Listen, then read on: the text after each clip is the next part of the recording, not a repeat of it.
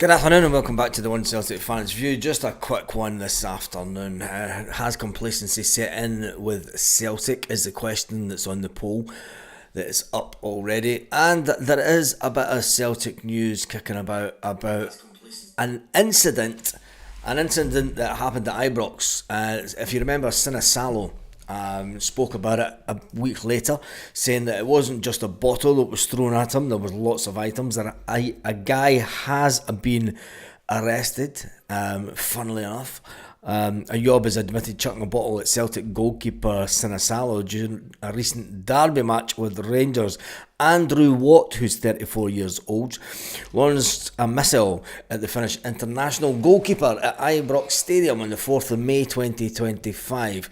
Rangers drew 1-1 that day, Celtic drew 1-1. The court papers stated that Watt assaulted Sinisalo by throwing a bottle at the Celtic goalkeeper.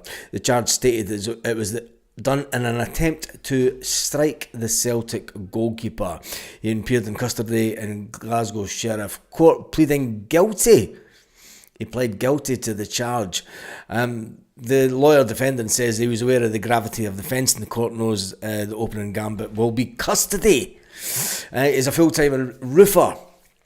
He will expect a special bail condition to stay away from football matches. The football season's over. Sentence will be deferred to pending background reports until a later date, when information surrounding the circumstances is expected to be heard.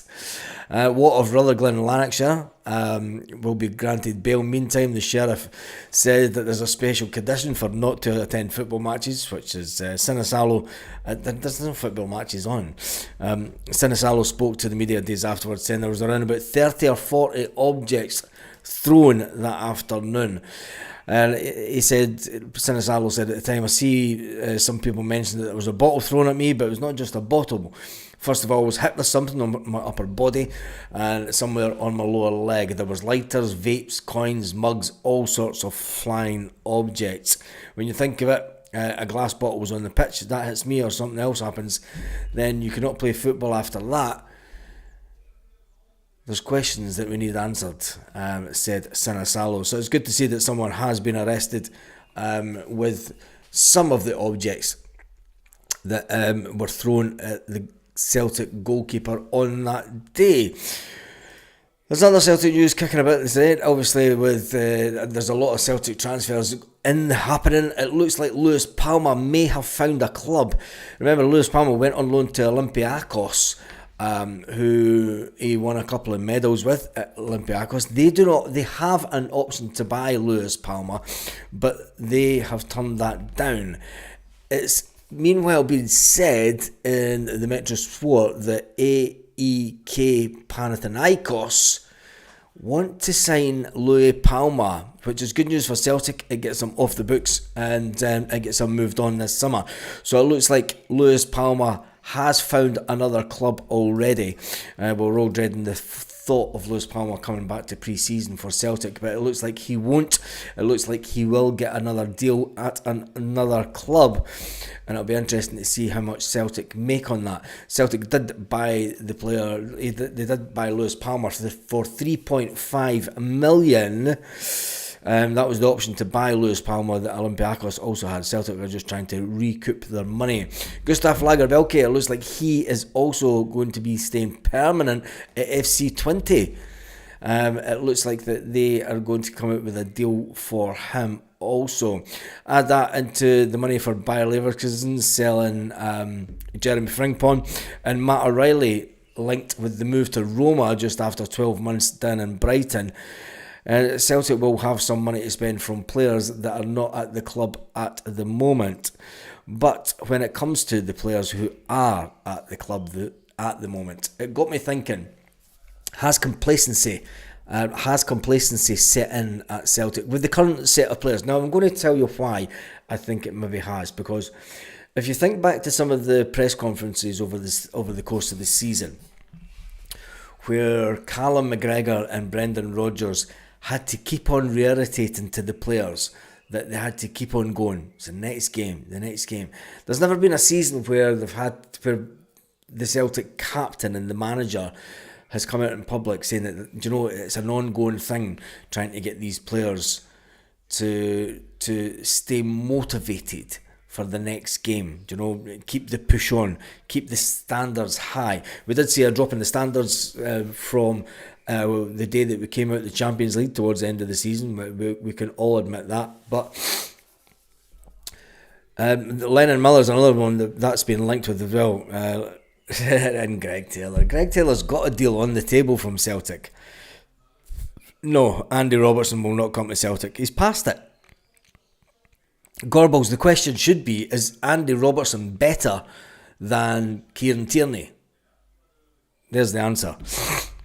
We were pissed yesterday afternoon and Mamo done Mamo out at 900 quid, says Maverick. But anyway, getting back to talking about that poll, that side is what side is it? It's that side. That's that side. Find the polls in the comments, but has complacency set in at Celtic? 83% say yes, 18% say no. If you don't think they haven't, but Andy Robertson's coming towards the end of his career. Do you know, and he'll want to move back to his homeland. So I'm not looking into anything in that. A lot of players do that, and a lot of players I can remember a player that was at Hearts that ended up playing for Rangers, and he had some amount of property, and people were saying, oh, it's because he was at Rangers. It's not. He's got a portfolio of property, so take that with it. Brown Warrior says Tierney is better defender than Robertson. That's what I think. But anyway, Robertson edges up the park. I'm not convinced with Robertson at all. I mean, he's been a good Liverpool player, but anyway. The master plan that is the transfer scenario this summer looks as if it will jot into place. Jot meaning by all means, because Jota is out till the end of this calendar year. Matthias from Brøndby has been in the media again back home saying that, look, I don't have anything to do with contract negotiations or anything. I just deal with the here and now. I just deal with what's in front of me every single day.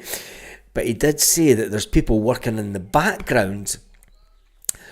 So it looks like he will be on his way out of Brøndby this summer. Are Celtic currently in talks with him to bring him to Celtic after the departure of Kyogo Furuhashi in the last transfer window? Remember, the transfer window hasn't opened as yet. It is a month away before the transfer window opens. It's even closer. Is it June it opens? I can't even remember. Matthias is saying that he's ready to leave Brøndby, and there's things going on in the background. So it'll be interesting to see if anything comes to fruition with that. The other one that everyone's talking about is obviously the Motherwell player Lennon Miller. There's a load of clubs looking at Lennon Miller, but Charlie Mulgrew has urged the 18-year-old to grab even more attention by impressing in the international stage in the upcoming Scotland games. Now remember, I think it's absolutely ridiculous that the Scotland are playing in June. I think it's terrible that international football is played so late after the season's finished. I just think it's ridiculous. But speaking in the papers today, Charlie Mulgrew says it's always good to see some fresh faces. It keeps everyone on their toes. Senior players will also want to look and assess Lennon Miller to see the standard that he is at and the standard of player that are coming to knock them out the team. It makes for an interesting week in June, says Charlie Mulgrew. The World Cup campaign will be underway, so it'll be interesting to see what shape that some of the players are in, considering it is a little bit after the season. They'll have down tools for a week, so it will be interesting. And will Lennon Miller ultimately be at Celtic in the summer? Right, so let's get back into the comments. Get Charlie Mulgrew to run the B team. I think that he does too much with media, doesn't he? Would Charlie Mulgrew be any better than McManus? Because it's McManus that runs the B team just now. So I'm not too sure. Getting another defender in to run the B team. Kyogo's agent is a genius, said no one ever. Well, let's jump into the comments and see what you're saying about had complacency set in at Celtic over the weekend. Complacency had set in.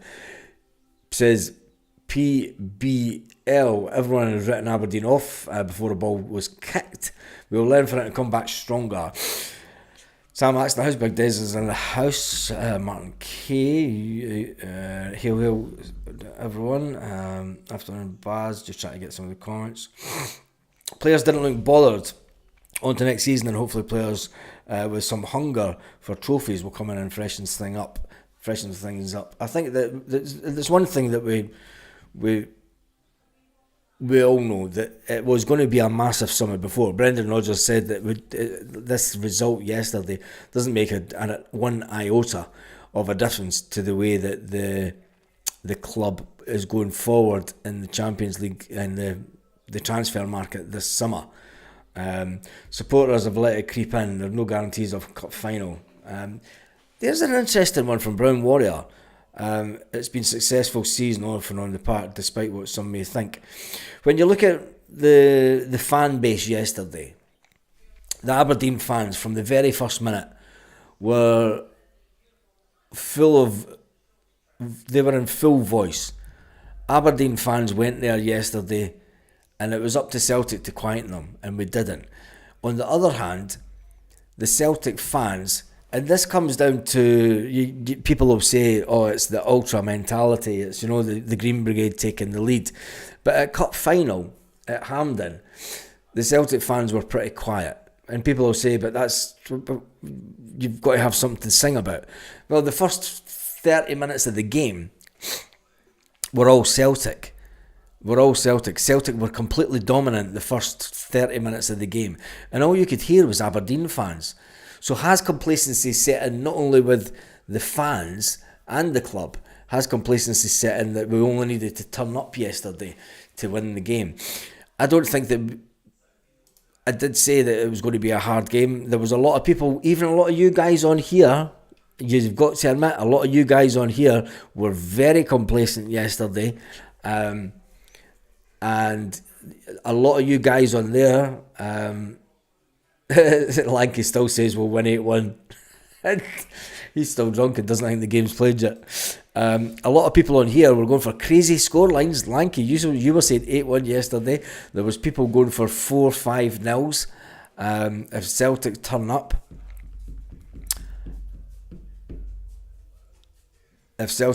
they would do it, but they never said it. They never turned up. Square Sausage Mick said all week it would be a tough game. Yeah, you did, Square Sausage Mick, and so did I. I didn't want it to be true. I thought that we would maybe perform a bit better than what we did, but we didn't. Paul McGuire says we didn't even have a shot at their goal. We did. We had one that came off the bar and one that came off the post. So, we did have shots. I mean, Jeffrey Sloop, the bullet that he hit off the bar, I mean, the bar was rattling for a couple of minutes afterwards. And then the one that Arnie Engels hit off the post, Arnie Engels was unlucky with that. He had beaten the keeper, and he just, you're talking margins of inches. He's the wrong side of the post. It hits the post and goes out wide. So, you can't say that we never had a single shot when we did. I mean, I don't even... My brother checked out the stats for me yesterday, but I never even bothered with the stats. Because we were that far ahead and everything in the game, during the game. When you look at the team's stats, I mean, Celtic had 21 shots in total. We only had 3 on target.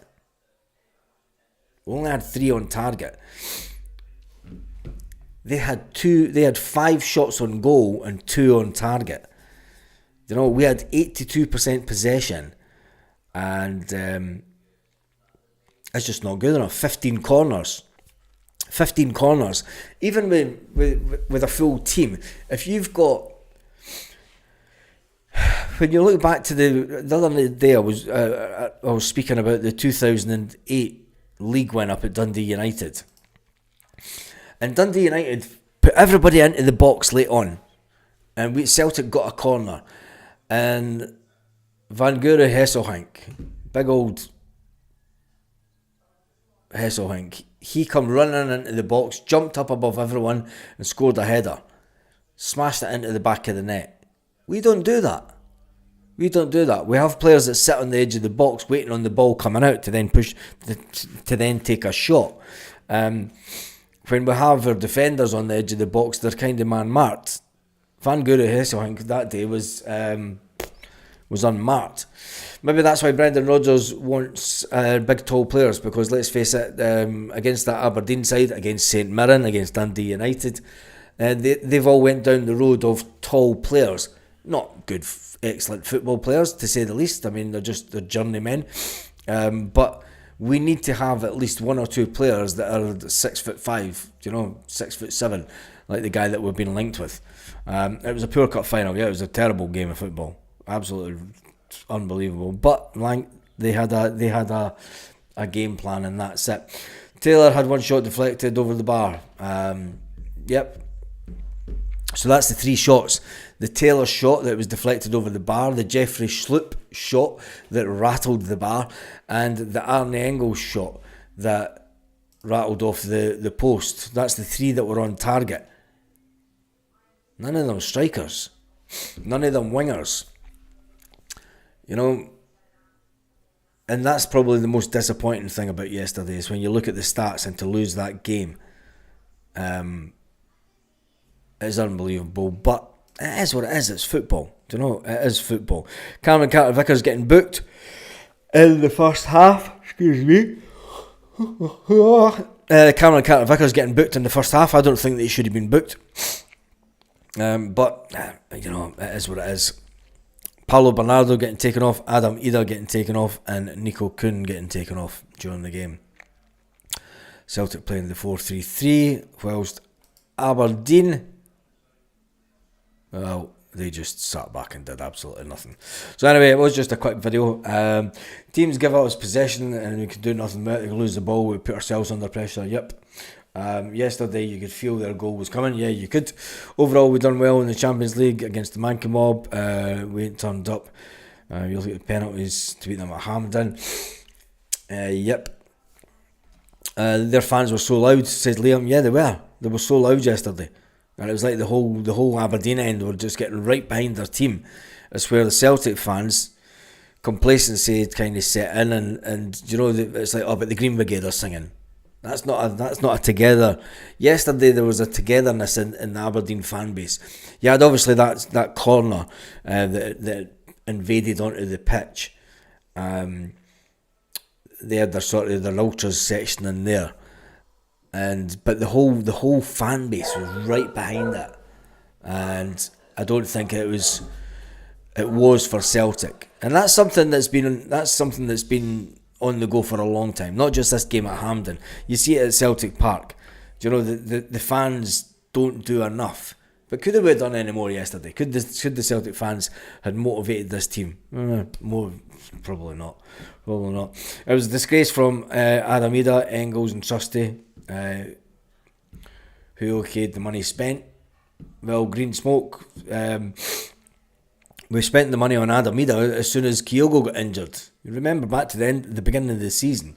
There's no use going over old ground. The players. How long's Jota out for? He's out till January at the earliest. He's out to January. It's between 6 and 9 months. So if he can come back early, hopefully he can, but I don't think that he will. David Lamont says there was a time Celtic team would be winning double, would have made the players heroes. I'd give my leg for a double in the 1990s. Exactly. Yeah, and it shows you how spoiled we have been. And there's another thing that I have been saying over the last couple of weeks, and I've said that everything that goes up must come down at some point. And I think yesterday was the day that it did come down, and it came crashing down. That the fans have put these players on pedestals, and we think that they're absolutely fantastic. But when it comes to the most important game of any football season is your National Cup final and for the fact that we didn't turn up at all was the biggest disappointment. I mean, I can remember when the Wizard of Oz scored a goal against Aberdeen late on. Do you know, the fans on both sides that day were singing their hearts out. Do you know, so it maybe is a case of we needed this. We needed this cup final defeat to show that we're not all conquering and to know that we did need a kick up the arse. Because let's face it, Rangers playing the way that they played against us last season and beating us twice wasn't great. We didn't perform well at Ibrox. We didn't perform well, particularly well in the League Cup final. That went to penalties and we won that. You know, so it is what it is. We move on. It's not the 90s though. I'm from, don't consistently go back to the old days. We're here and now, says Green Smoke. Yeah, but it is here and now, and I think that the modern day fan, the modern day fan can put things into perspective. And I think that the younger Celtic fan has known nothing but Celtic winning. And when you don't invest the money in the right type of player, and you allow so many players to leave, and you weaken the squad, I think we will look at this season. Although we spent 9 million on Adam Ida, we spent 11 million on Arne Engels. To allow so many players to go out on loan, saying that they were surplus to requirements, has maybe came back and bit us on the bum, because there's too many Celtic players in the team that are comfortable, and this is where the complacency comes in. They're comfortable about not getting dropped. I said this when Kyogo was here, when Kyogo was at Celtic. He knew he wasn't going to get dropped. He knew he was starting every single game.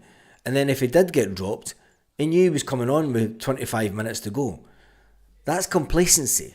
That's a team of players that know they're starting every single week. We can all talk about the team. I mean, we all say, you know, Alistair Johnson, Cameron Carter-Vickers, Liam Scales, Greg Taylor. You're talking about your back four that know that they're going to start every week. There's no one pushing Greg Taylor. There has been no one pushing Greg Taylor for years. We've brought in players that just haven't been good enough, and that have tried, but that they've not been good enough. The midfield, there's nobody chapping on the door saying, I'm better than Callum McGregor in that holding midfield player, as a holding midfield player. Arne Engels, Paulo Bernardo and Rio Hatate do not play the position that Callum McGregor plays in. So there's complacency in the captain's position as well, because there's nobody banging down the door going, boss, I'm better than him, and you know it, but I'm not getting a game. That's not there.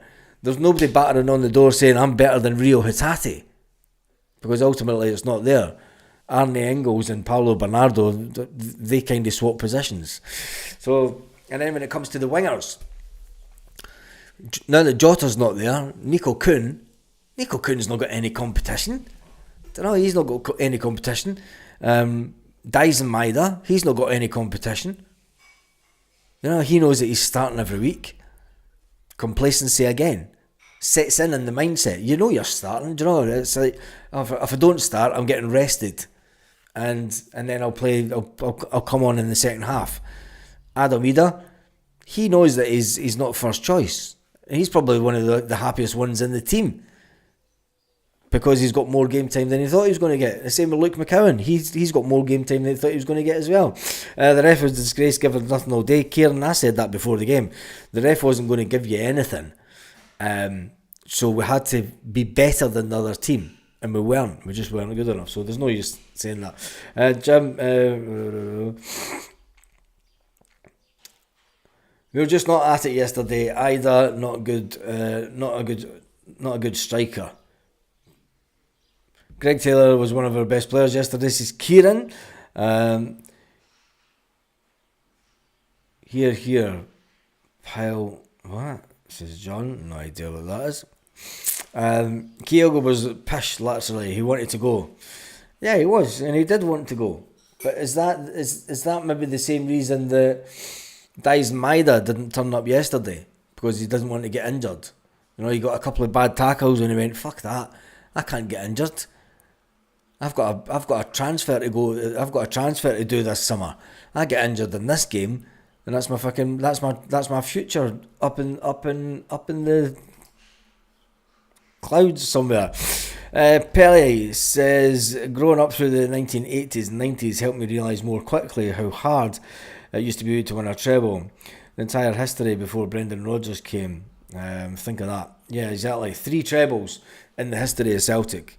And I stand by it. It's complacency then set in with some of the Celtic fans because they expect to win trebles. You know, maybe we should get back to just expecting to try and win the league and then just focus on that. And the trebles, if they come along, they're absolutely brilliant. Forrest got took out the second half. Yeah, James Forrest got took out, but you were expecting that. Players should have had a bit more protection, but it's Scottish refereeing. There's no use complaining about it. As soon as we went 1 up, our players went throughout the game. That was 1. So yes, complacency is set in. You and Boy Martin. Yeah, I thought that as well. The fact that it wasn't even one of our players that scored the goal, it was an own goal. I think that we never looked to try and get that second goal. I mean, Aberdeen were still sitting back a bit. They were playing terrible, but anyway, it is what it is. We played worse, to be honest. We played a lot worse. You said Ida's a number 2 striker. You're right. Shite, says James White. But you've always got to remember that John Hartson came as a number 2 striker, number 2 behind Chris Sutton, who would start every week, and Henrik Larsson. You know, so